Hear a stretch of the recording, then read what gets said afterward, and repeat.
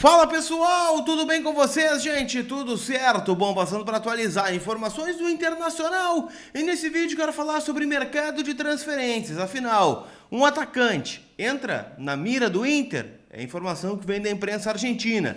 Quero falar também, gente, sobre a preparação colorada para encarar o Fortaleza na última rodada do Campeonato Brasileiro, com novidades no time. E a situação envolvendo aí a possibilidade de um jogador chegar também no ano que vem, mas um leilão promovido pelo clube que detém o passe. Te conto tudo isso depois da vinheta.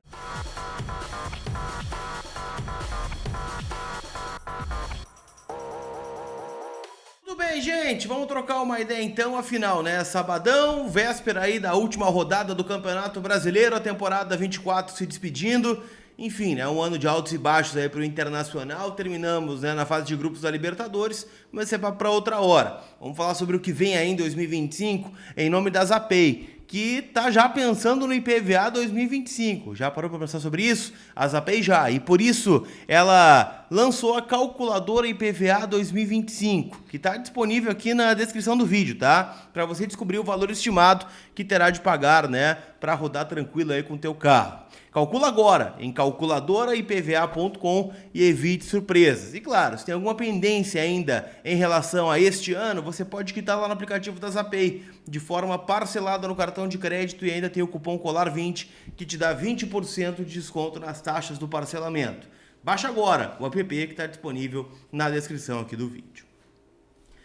Turma, vou separar o nosso vídeo em 3 tópicos, tá? O primeiro tópico se chama Lucas Barbosa, que é um atacante que o Inter não nega de ninguém, que está interessado e que gostaria de contar com ele em 2025, justamente, né, por ser um jogador de alto destaque nessa temporada, vestindo a camisa do Juventude. É claro, não é dos artilheiros, mas é um jogador que tem talento e é um jogador que tem uma oportunidade de mercado. Por quê? Porque ele está hoje no Juventude emprestado. O Juventude não tem bala na agulha para comprar o Lucas Barbosa. Então ele volta ao Santos, que é o clube de origem dele, só que no Santos o Lucas Barbosa é melhor que seja vendido do que seja utilizado. Afinal, né, um jogador que nunca conseguiu ter um apreço do torcedor santista, nunca foi um cara que teve um carinho lá na Vila Belmiro e seria melhor o Santos fazer grana com ele.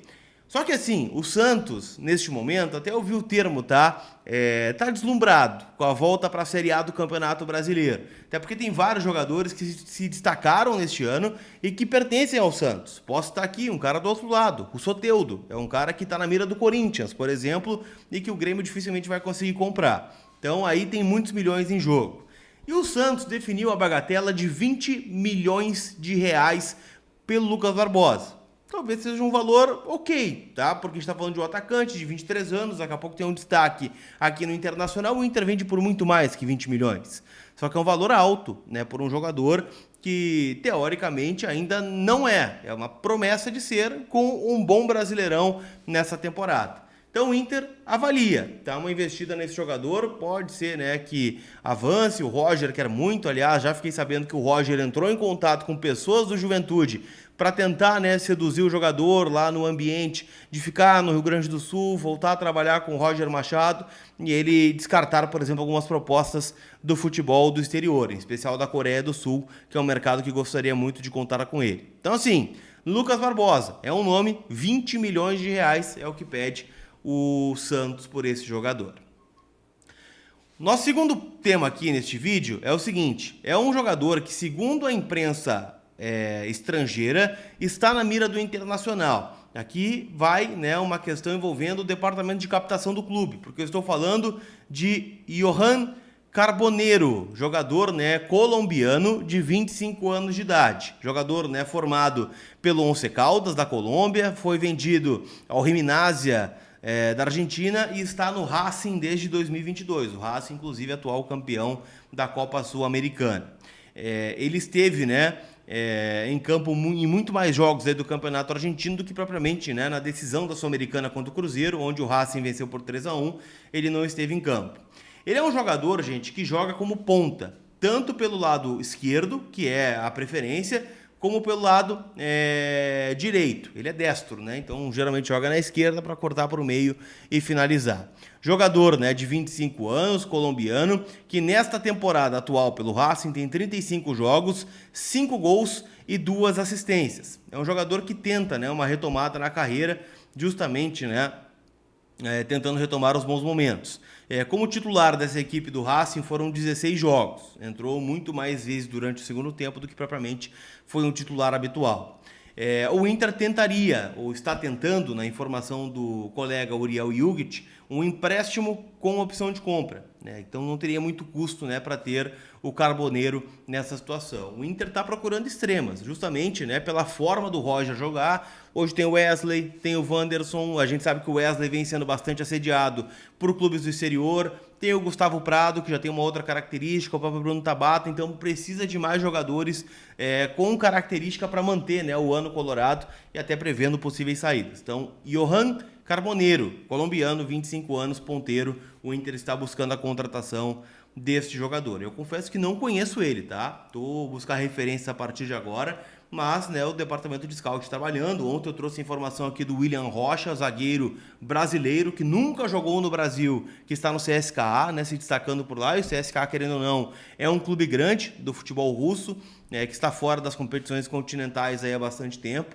mas lá ele tem um protagonismo. Então eu não posso julgar o cara sem ver, sem assistir, mas tem quem trabalhe com isso e aponta esse nome. Então, olho nele, Johan Carboneiro, jogador, né, colombiano do Racing Clube de Avejaneda.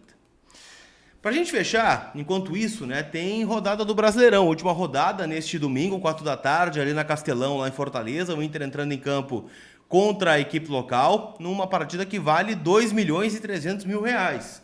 Porque o Inter hoje é o quarto colocado, o Fortaleza é o quinto.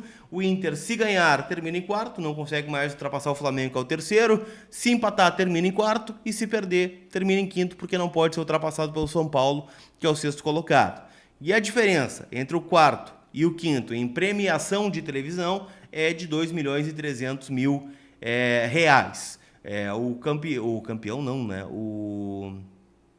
O quarto colocado fica com uma bagatela aí de 4.800.000 e o quinto fica com 38 e uns quebrados, tá? Então é isso que vale o jogo lá e até por isso o Inter encara com seriedade. Descarta férias aí a jogadores, por mais que tenha liberado alguns atletas, né? O Alan Patrick, lesionado, tá fora. O Wesley, que teve o falecimento do pai, não deve jogar. O Thiago Maia também foi liberado para cuidar do pai lá em Roraima. O Wanderson levou o terceiro cartão amarelo. E o Lucas Alário também foi liberado para cuidar da mãe que está passando por uma dificuldade na Argentina. Inclusive já publicou nas redes sociais, né, uma foto com a sua mãe no hospital. Então também, né, liberado do jogo. A dúvida fica entre Bruno Henrique e Gabriel Carvalho. Quem será o titular desse time do Inter contra a equipe do Fortaleza? O provável time tem o Sérgio Rocher no gol, Bruno Gomes, Vitão Sampaio, já que o Rojo passou por uma fratura na mão esquerda e também não deve jogar, Bernabei, Fernando, Rômulo e aqui a dúvida, né, de Bruno Henrique ou Gabriel Carvalho, Bruno Tabata, Borré e Valência. É a tendência de nominata aí do Internacional. Tá certo? Não esquece de passar na KTO.com, afinal, né, a última rodada vale o rebaixado, o último rebaixado para a Série B do Campeonato Brasileiro.